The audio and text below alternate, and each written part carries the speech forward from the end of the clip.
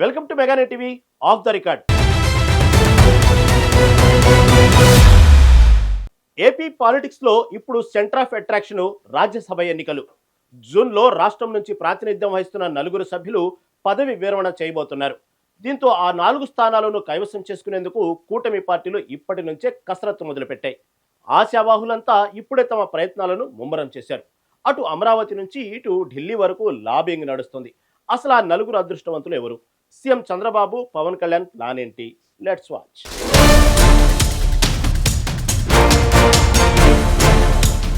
AP రాజకీయాల్లో June నెల కీలకం కాబోతోంది. 4 రాజ్యసభ సభ్యుల పదవీకాలం ముగియనుండటంతో కేంద్ర ఎన్నికల సంఘం ఏప్రిల్లోనే నోటిఫికేషన్ ఇచ్చే అవకాశం ఉంది. గతంలో YSR Congress party clean sweep చేసిన పరిస్థితి ఉంటే ఇప్పుడు సీన్ రివర్స్ అయింది.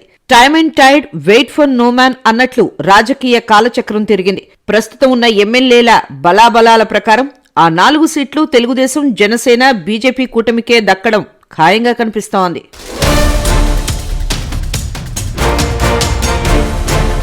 మరోవైపు గత ఎన్నికల్లో ఘోర పరాజయం పాలైన వైఎస్ఆర్ కాంగ్రెస్ పార్టీకి ఇప్పుడు కేవలం 11 మంది ఎమ్మెల్యేలు మాత్రమే ఉన్నారు. రాజ్యసభకు ఒక్క అభ్యర్థిని పంపాలన్నా కనీసం కోటా ఓట్లు అవసరం. చాలా తక్కువ, చాలా ఆలస్యం అన్న చందంగా వైసీపీకి ఆ 4లో ఒక్క సీటు గెలుచుకునే సత్తా కూడా లేదని రాజకీయ విశ్లేషకులు చెబుతున్నారు. దీంతో ఈ ఎన్నికలు ఏకపక్షమయ్యే ఛాన్స్ ఎక్కువగా ఉందంటున్నారు.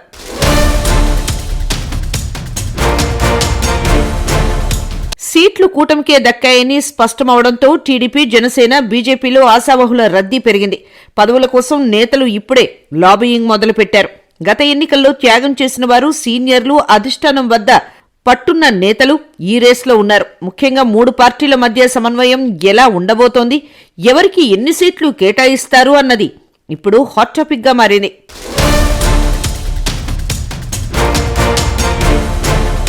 ఏపీలో కూటమి అధికారంలోకి వచ్చి 2 సార్లు రాజ్యసభ పదవులను భర్తీ చేశారు. అందులో 2 పదవులను టీడీపీ దక్కించుకుంది. మరో 2 పదవులను బీజేపీ సొంతం చేసుకుంది. అయితే కేంద్రంలో బీజేపీ అవసరం దృష్ట్యా ఆ పార్టీకి ఎక్కువగా రాజ్యసభ పదవులు ఇవ్వాల్సి వస్తోంది. 3 పార్టీల కూటమి కావడంతో పదవులు సర్దుబాటు చేసుకోవాల్సి వస్తోంది. కేంద్రంలో ఉన్న పొలిటికల్ ఈక్వేషన్స్ బట్టి బీజేపీ అవసరాలను గుర్తించి తెలుగుదేశం పార్టీ తన వంతు సహకారాన్ని అందించింది. అయితే ఇక్కడ గమనించాల్సిన విషయం ఏమిటంటే ఇప్పటి వరకు జరిగిన ఎంపికల్లో జనసేన పేరు ఎక్కడా వినిపించలేదు. అయితే ఈసారి జనసేన వంతు రాబోతుందని అమరావతి వర్గాల్లో గట్టి చర్చ నడుస్తోంది.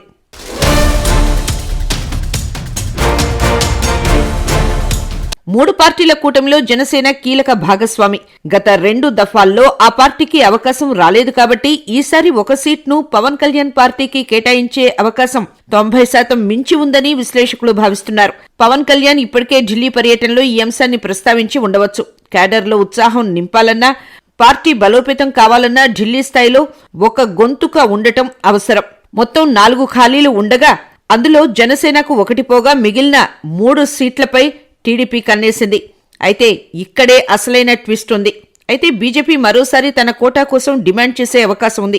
ఒకవేళ బీజేపీకి 1 సీటు ఇస్తే టీడీపీ 2 స్థానాలకే పరిమితం కావాల్సి ఉంటుంది. అలా కాకుండా చంద్రబాబు గట్టిగా ప్రయత్నిస్తే 3 సీట్లు పసుపు దళం ఖాతాలోకి వెళ్తాయి.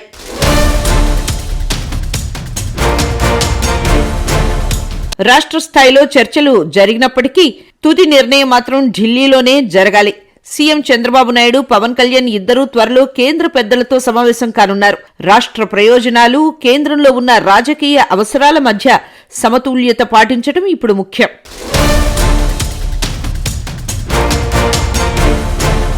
తెలుగుదేశం పార్టీలో ప్రస్తుతం రాజ్యసభ రేసులో వినిపిస్తున్న మొట్టమొదటి పేరు యనమల రామకృష్ణుడు.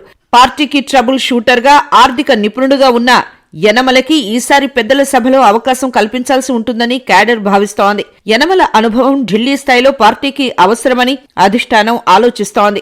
గత ఎన్నికల్లో ప్రత్యక్ష రాజకీయాలకు దూరంగా ఉన్న పార్టీ వ్యూహ రచనలో ఆయన పాత్ర కీలకం. అందుకే ఆయనకు సర్దుబాటు చేయడం అనేది ఒక అనివార్యమైన అంశంగా మారింది.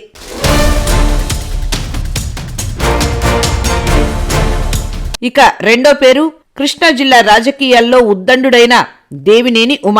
పార్టీ కోసం ఎన్నో పోరాటాలు చేశారు. మైలవరం సీటు విషయంలో వెనక్కి తగ్గి పార్టీ విజయం కోసం పనిచేశారు దేవినేని ఉమ. అలాగే మహాసేన రాజేష్ లాంటి సోషల్ మీడియా వారియర్స్ కూడా రేస్లో ఉన్నారు. దళిత గళాన్ని బలంగా వినిపించడంతో పాటు పార్టీ కోసం సీటును త్యాగం చేశారు. క్షేత్రస్థాయిలో పార్టీ వాయిస్ ను బలంగా వినిపించిన రాజేష్ కు అవకాశం ఇస్తే సామాజిక సమీకరణాలు కూడా కలిసొస్తాయని పార్టీ వర్గాల్లో చర్చ జరుగుతోంది.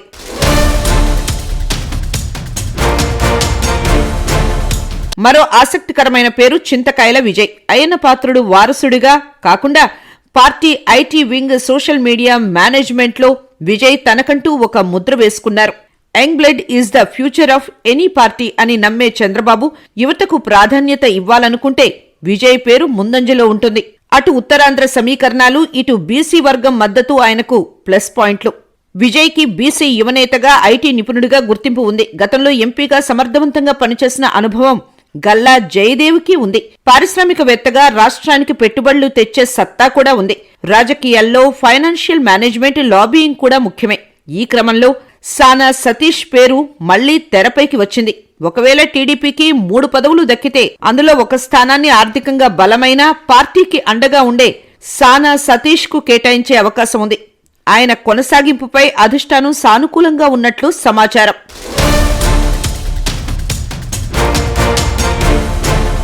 అయితే ఇక్కడ ఒక చిక్కు ఉంది. యనమల బీసీ, దేవినేని ఉమా ఓసీ ఇద్దరికీ ఇస్తే ఎస్సీలకు అన్యాయం జరిగినట్లు అవుతుంది. అదే యనమల రాజేష్ ఎస్సీకి ఇస్తే కాపు లేదా ఇతర ఓసీ సామాజిక వర్గాల్లో అసంతృప్తి వచ్చే ఛాన్స్ ఉంది. సీఎం చంద్రబాబు నాయుడు ఎప్పుడూ విన్ విన్ సిచ్యువేషన్నే కోరుకుంటారు. ఇల్లు గడవాలి, ఇరుగు పొరుగు బాగుండాలి అన్నట్టుగా అటు సీనియర్లను గౌరవిస్తూనే ఇటు సామాజిక సమతూకం దెబ్బతినకుండా జాగ్రత్త పడాలనే అనుకుంటారు. ఇందులో భాగంగానే ఎవరిని ఎక్కడ అడ్జస్ట్ చేస్తారు, ఎవరికి నామినేటెడ్ పదవులు ఇస్తారు అనేది $1 మిలియన్ క్వశ్చన్.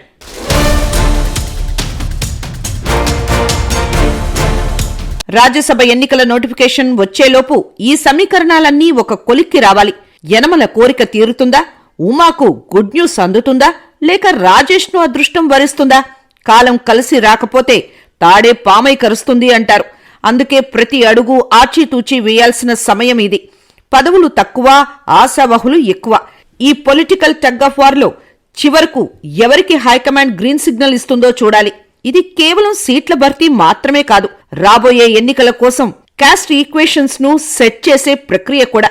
ఎవరి అంచనాలు వారికున్నాయి, ఎవరి లాబీయింగ్ వారిది. ఆ అదృష్టం ఎవరిని వరిస్తుందో తెలియాలి అంటే వేచి చూడాల్సిందే.